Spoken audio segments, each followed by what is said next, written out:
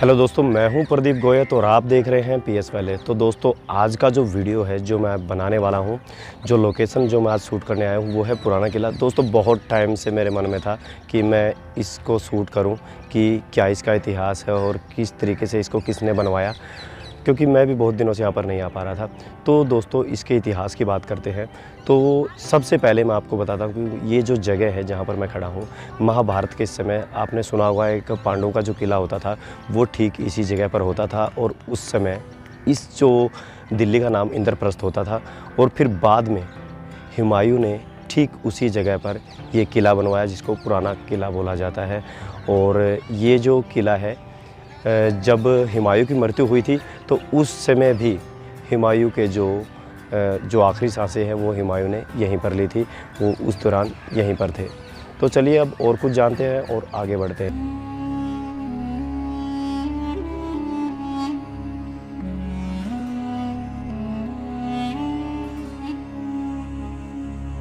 तो कहानी कुछ इस प्रकार है।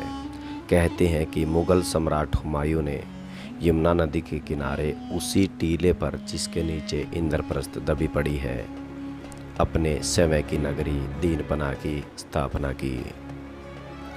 तत्पश्चात शेर शाह सूरी ने जब हुमायूं पर विजय प्राप्त की तो सभी भवनों को नष्ट कर यहाँ पर शेरगढ़ किले का निर्माण आरंभ करवाया। इसी बीच हुमायूं ने दोबारा शेर शाह पर आक्रमण कर अपनी सल्तनत को वापस ले लिया और जो बचा हुआ निर्माण था हुमायूं ने पूरा करवाया।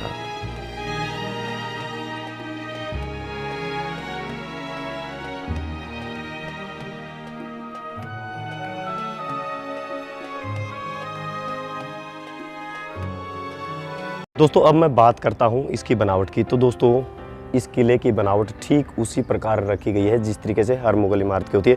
यहाँ पर कुछ गड़े हुए पत्थर हैं और कुछ अनगढ़ पत्थर हैं जिनको बालू के साथ सिमेटकर एक जगह पर रखा गया। और ये जो है पहले ही यूज़ होता, जैसे कि मैंने आपको बोला है अभी सीमेंट वगैरह यूज़ होता है, तो पहले ज़्यादातर ये चूना ही यूज़ होता था। इसी से इनको एक जगह पर संजो कर रखा जाता था।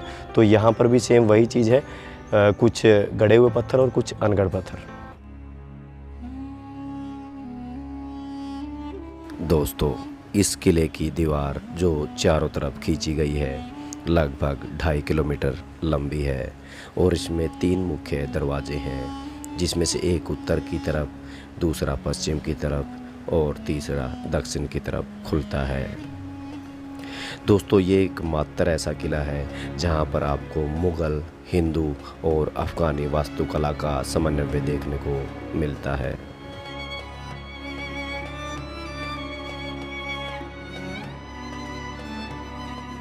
और ये है यहाँ का स्नान घर, जिसे हमाम कहा जाता था, जहाँ पर बादशाह स्नान करते थे। ये सीढ़ियाँ नीचे की तरफ जाती हैं और नीचे कक्ष बना है, जैसा कि आप देख पा रहे हैं। यहीं पर बैठकर बादशाह स्नान करते थे।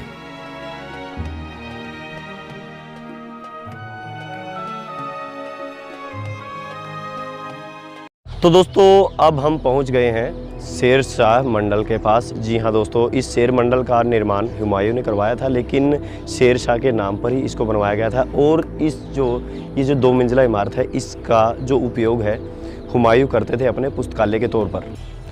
और दोस्तों, एक जो मेन बात है जिसके लिए मैं आपको यहाँ पर लेकर आया हूँ, जो हुमायूं है उसकी जब मृत्यु हुई थी, ठीक इसी के जो मंडल है इसी की सीढ़ियों से गिरकर ही उसकी मृत्यु हुई थी।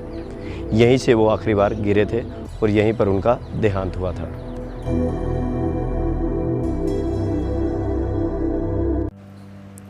शेर मंडल अष्टकोणीय 2 मंजिला भवन शेर मंडल। इसी भवन में हुमायूं का पुस्तकालय हुआ करता था। यहीं पर एक बार पुस्तकों के बोझ को उठाए हुए जब हुमायूं सीढ़ियों से उतर रहा था, तभी अजान की आवाज़ सुनाई पड़ती है।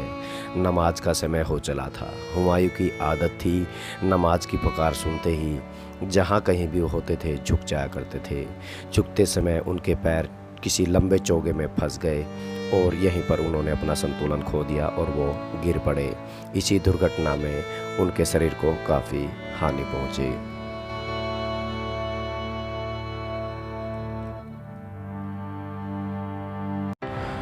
तो दोस्तों अब हम आ गए हैं मस्जिद के पास। जी हाँ, ठीक इसी पुराने किले के अंदर एक मस्जिद भी है। दोस्तों एक चीज़ तो होती है, जब भी कोई मुग़ल की कोई इमारत होती है, कोई किला होता है, तो उसमें एक मस्जिद के लिए एक ख़ास जगह रखी जाती थी, और ठीक वैसी ही सिचुएशन मेरे को यहाँ पर मिली है। तो दोस्तों ये जो मस्जिद है किले के बिल्कुल बीच में पड़ती है और काफ़ी सुंदर इसको बनाया गया है।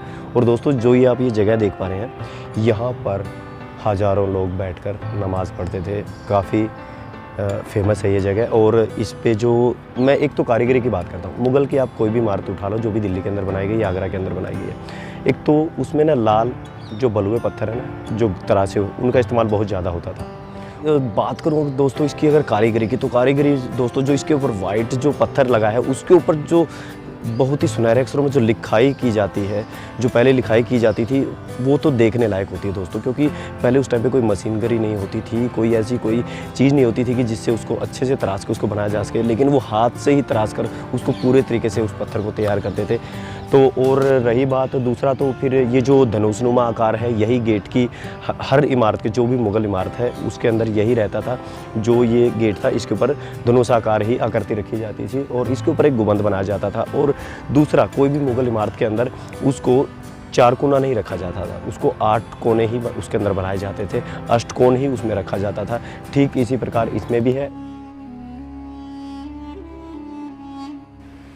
पुराने किले में बनी इस मस्जिद का नाता दोनों ही बादशाहों के साथ बराबर का रहा है, क्योंकि इसके निर्माण में दोनों ही बादशाहों का योगदान बराबर रहा। हालांकि शेर शाह सूरी ने इसका निर्माण अपने निजी इस्तेमाल के लिए किया था, लेकिन बाद में हुमायूं ने यहाँ पर कुरान शरीफ की सूरतें अंकित कर दी, और बाद में सारे राजा और दरबारी इसका इस्तेमाल शुक्रवार की नमाज के लिए करने लगे। इस एकल गुंबद वाली मस्जिद में 5 दरवाज़ों में बड़े पैमाने पर घोड़े की नाल के आकार के समान मेहराबें बनी हैं।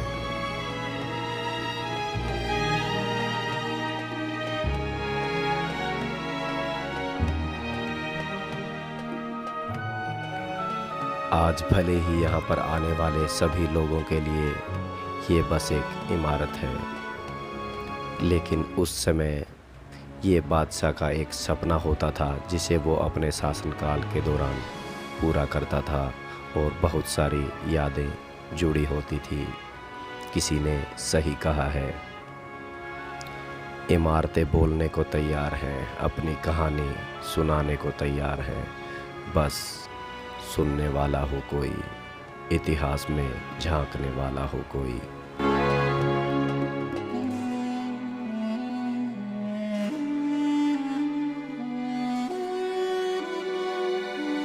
से ये थी छोटी सी जानकारी, छोटा सा वीडियो पुराने किले के बारे में, जो कि दिल्ली के अंदर स्थित है। तो देखते रहिए PS वैली।